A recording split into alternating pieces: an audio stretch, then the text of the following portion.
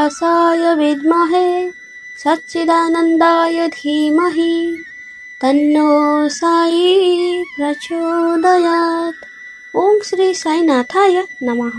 भक्त ओ बंधुगण आपण मानकु ओम साईराम चैनल को स्वागत करुछि। आशा करिबि जे सही परमेश्वर सद्गुरु साईनाथंकर अशेष कृपारू आपण माने एवं परिवार वर्ग उभय को भलरे और खुशी रे थिबे। आम्भे मध्य बाबांक आशीर्वाद खूब भलरे अछु। ताहाले चलंतु प्रारंभ करिबा बाबांकर एक नूतन भिडियोटी।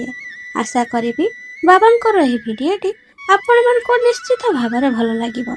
जदि भिडियोटी भल लागिला भिडियो को लाइक एवं शेयर करिवे एवं आम चैनल जदि आपण नुआ अछंती ताहले चैनल को मध्य सब्सक्राइब करने को भूलिए नहीं। आपण माने श्री साई गीता ज्ञानेश्वरी द्वितीय अध्याय भाग 1 एवं 2 को जदि एपर्यंत देखि नांती ताहले हम चैनल प्लेलिस्ट रे आपण माने देखि परिबे। ताहले चलंतु प्रारंभ करिबा आजिर ही भिडियोटी। श्री साई गीता ज्ञानेश्वरी द्वितीय अध्याय भाग 3।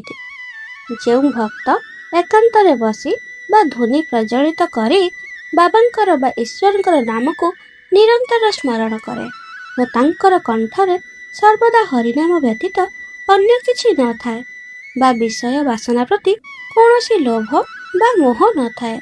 से सर्वदा भक्ति भावर सहित परमेश्वरंक ठारे लीन होइथांती। सही व्यक्ति प्रकृत रे साधक अटंती। बाबा एठारे नानांकु सिद्ध जोगींक विषय रे अवगत कराइछंती। बाबा कहिछंती जिए निंदा स्तुति मान सम्मान जस अपजस को सम्मान भावरे ग्रहण करती। जिए साधारण मनुष्य हृदय रे ईश्वर थिबा अनुभव करती और तांकर षड रिपुरे आसक्ति न थाए अर्थात तांको नियंत्रण रे षड रिपुर ही तांको अधीनस्थ होइथांती। विचार विकार संकल्प विकल्पर भेदभाव न थाए। निज व परभाव दूर होइथाए। निजर शरीर को शरीर बोली न भावी ब्रह्म भावी थांती। सुख दुखर लेस मात्र प्रभाव अनुभव करती नहीं। से ही सिद्ध पुरुष अटंती। बाबा कहिले ईश्वर सर्वत्र विद्यमान। से सर्वज्ञ सर्वव्यापी। मनुष्य मायारे भ्रमित होई ईश्वर दर्शन करि पारु नाही कि ईश्वरंकर सत्ता मध्य अनुभव करि पारु नाही। ईश्वर सभिंकर आत्मा रे विराजमान। प्रत्येक व्यक्तिर आत्मा ही ब्रह्म। यह प्रत्येक मनुष्य मने रखिबा उचित।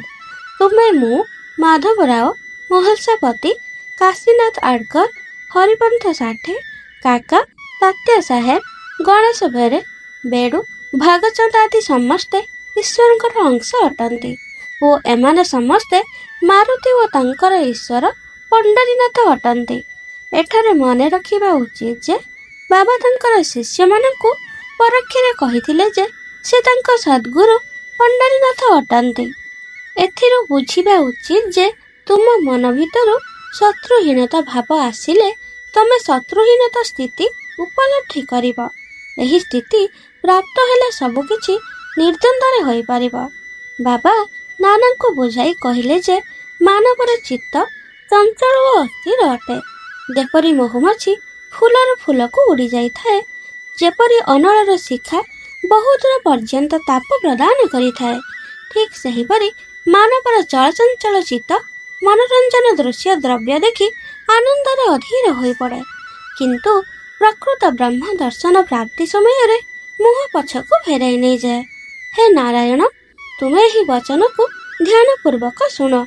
जे पर्यंत मन अस्थिर रहे से पर्यंत ईश्वरंकर सत्ता उपलब्धि करि पारे नाही। ईश्वरंकर सत्ता उपलब्धि न कले से मोक्ष प्राप्त पाई जन्म मरण चक्र रे घुरे बुली थाए।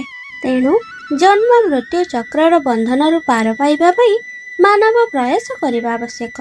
ईश्वर साक्षात ही मानव जन्म पाई प्रकृष्ट उपयोग। एही दुर्लभ जन्म पुनर्बार मिल पारिबा कठिन। मनरे स्थिरता आनिबा पाई मूर्ति पूजन करा जाए किंतु मूर्ति रे भगवान नाहंती। तुमर हृदय रे ईश्वर विराजमान करिथांती।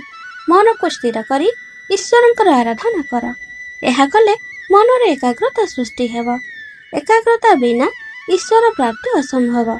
मानसिक स्थिरता बिना ଭବବନ୍ଧନରୁ ମୁକ୍ତ ହେବା ସହଜ ନୁହେଁ। ବାବା ପୁଣି କହିଲେ, ଏକାଗ୍ରତା ଦ୍ୱାରା ମନରେ ସ୍ଥିରତା ଆସିବା ପରେ ଧର୍ମଗ୍ରନ୍ଥ ପଠନ, ଶ୍ରବଣ ଓ ମନନ କରିବା ଉଚିତ।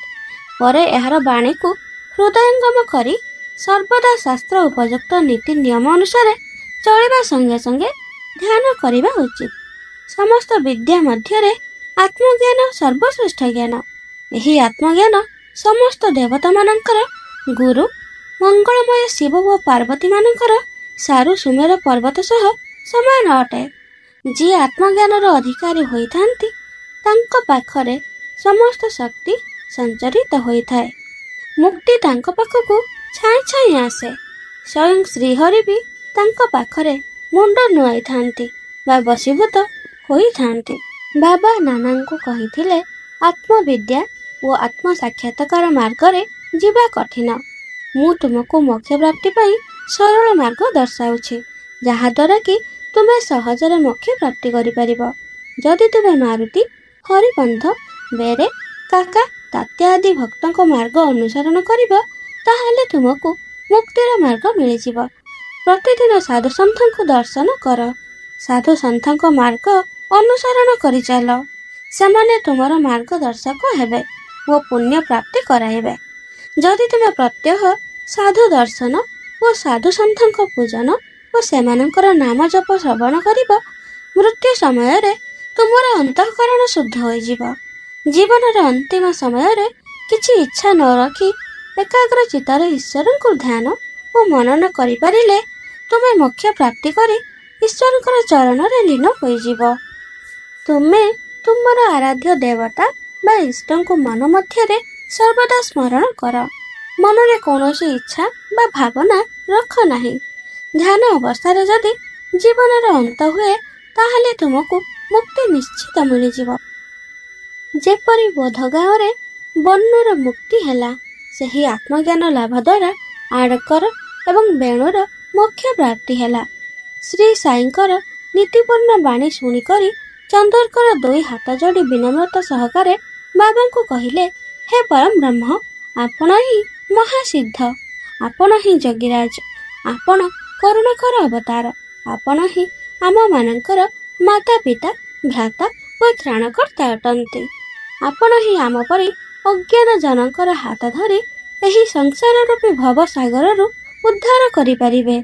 ଏହିପରି ଜ୍ଞାନ ନେବା ମାଧ୍ୟମରେ ଆମ ଉପରେ ସର୍ବଦା କୃପା କରୁଥିବେ। ଶ୍ରୀ ସାଇ ଗୀତା ଜ୍ଞାନେଶ୍ୱରୀ ଦ୍ୱିତୀୟ ଅଧ୍ୟାୟ ଭାଗ 3 ସମାପ୍ତ।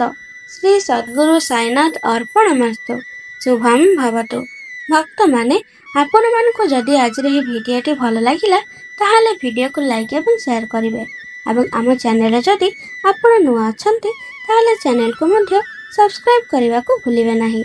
ତାହେଲେ ଆଜିର ଭିଡ଼ିଓଟି ଏପର୍ଯ୍ୟନ୍ତ। ଓମ୍ ସାଇରାମ।